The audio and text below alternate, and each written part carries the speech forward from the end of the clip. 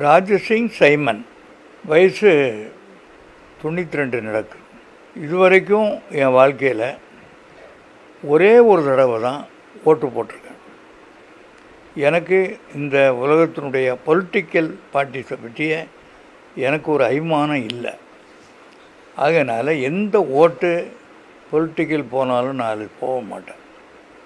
இப்போ நீங்கள் இந்த தடவை ஒரு ஓட்டு போடுறதுனால ஒரு ஓட்டு போட்டேன், அவ்வளோதான். அதனால் ஒரு நாள் ஒரு தடவை போட்டேன். அது எதுக்கு போட்டேன்னு ஒரு தடவை காங்கிரஸ் தான் போட்டிருப்பேன். அது வேறு எந்த கட்சிக்கும் அந்த மாதிரி ஒரு குழப்பத்துக்கும் நான் இது பண்ண மாட்டேன். எந்த கட்சியும் நான் சேர மாட்டேன். நான் ஒரு கிறிஸ்தவங்க இருக்கிறதுனால அந்த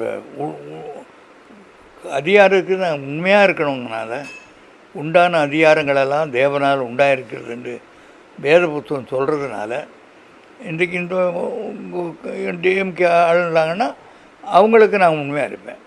நாளைக்கு இன்னொரு கட்சி வந்தாங்கன்னா அவங்களுக்கு நாங்கள் உண்மையாக இருக்கோம். எங்களுக்கு கட்சி சமாச்சாரமே எனக்கு கிடையாது. தேவனுடைய பிள்ளை. இன்றைக்கி சுற்றலாம் ஆண்டுகிட்ட நான் போவேன். எனக்கு உலகத்தில் எந்த விதமான அபிமானம்னா இருக்கும்போது உண்மை எந்த கட்சி ஆளுதோ அந்த கட்சிக்கு நம்ம உண்மையாக இருக்கணும். ஆமாம், 2வது ஆமாம் ஆமாம். அது இந்த நிலைமையில் நேரம் நீங்கள் இவ்வளோ பிரயாசப்பட்டு ஒரு ஓட்டை சேகரிக்கிறது ரொம்ப சந்தோஷம், திருப்தியான காரியம். ஆமாம், இது 2வது டைமு. அதெல்லாம் எனக்கு தெரியாது. இது வீடு தேடி இந்த மாதிரி ஓட்டுக்கு போகக்கூடாதவங்க அவங்க வீடுகளை சந்தித்து அவங்ககிட்ட ஓட்டு கேட்டுறது நல்லது தான். அது நல்லதாக இருக்குது.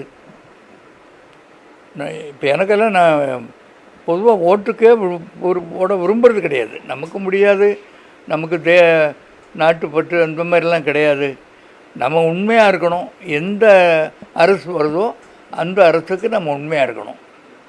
இப்போ டிஎம்கே கவர்மெண்ட் இருக்குது, அதுக்கு நான் உண்மையாக இருக்கணும். இப்போ இந்த வீட்டுக்கு ஓட்டு கேட்டு வந்தாங்கல்ல, இன்னைக்கு இந்த போஸ்டல் ஓட்டு போட்டிங்கல்ல, இது எப்படி தோணுது உங்களுக்கு? அதெல்லாம் தலையிடுறதில்லை. ஊழியர்களாக வந்திருக்காங்க.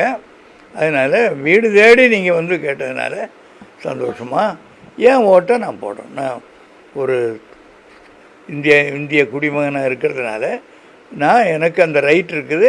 அதை நான் உபயோகப்படுத்தி இன்றைக்கி என்னுடைய ஓட்டை நான் போட்டேன்.